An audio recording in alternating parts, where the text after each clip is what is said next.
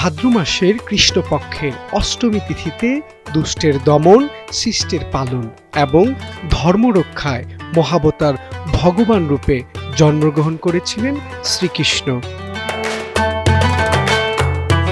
সনাতন ধর্মাবলম্বীদের বৃহৎ ধর্মীয় উৎসব শ্রীকৃষ্ণের শুভ জন্মাষ্টমী উপলক্ষে রাজধানী ঢাকায় অনুষ্ঠিত হয়েছে বর্ণাঢ্য র্যালি ও শোভাযাত্রা।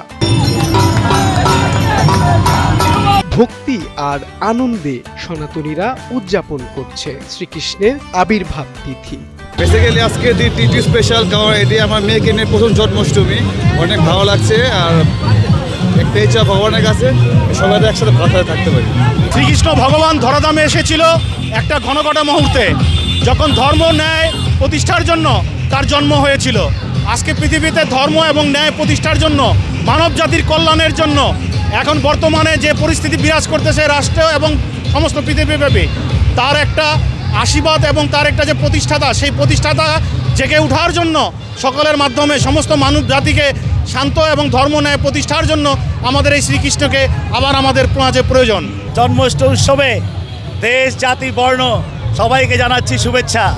আজকের এই ঐতিহাসিক দিনে আজকে একটাই মেসেজ, সবাইকে ঐক্যবদ্ধভাবে একসাথে থেকে আমরা দেশকে এগিয়ে নিয়ে যাব। হিন্দু মুসলিম সম্প্রীতির এক উজ্জ্বল দৃষ্টান্ত এই জন্মাষ্টমী উৎসব। ধর্ম বর্ণ নির্বিশেষে সবাই মিলে পালন করছে এই আনন্দের দিনটি। সকাল থেকেই রাজধানীর বিভিন্ন প্রান্ত থেকে ছুটে আসেন হাজারো কৃষ্ণ ভক্ত।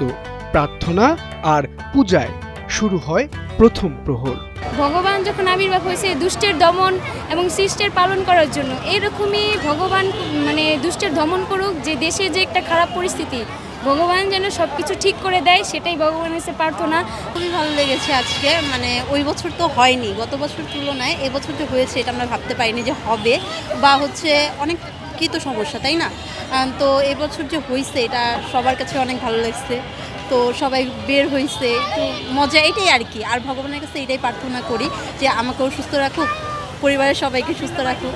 শোভাযাত্রাকে ঘিরে নেওয়া হয় কঠোর নিরাপত্তা ব্যবস্থা। কৃষ্ণের শিক্ষা, ন্যায়, প্রেম আর শান্তি, সেই বার্তায় আলোকিত হয়ে সম্প্রীতির উৎসব হয়ে উঠেছে জন্মাষ্টমী।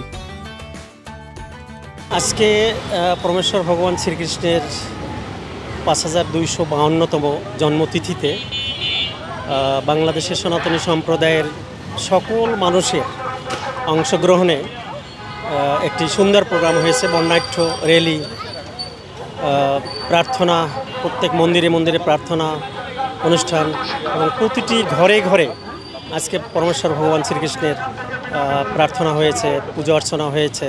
এবং এটা আমাদের বছরে একবার, প্রতি বছরে একবারই এরকম আমরা পালন করি। আজকে আমরা খুব সুন্দরভাবেই করেছি, আমাদের খুব একটা অসুবিধা হয়নি।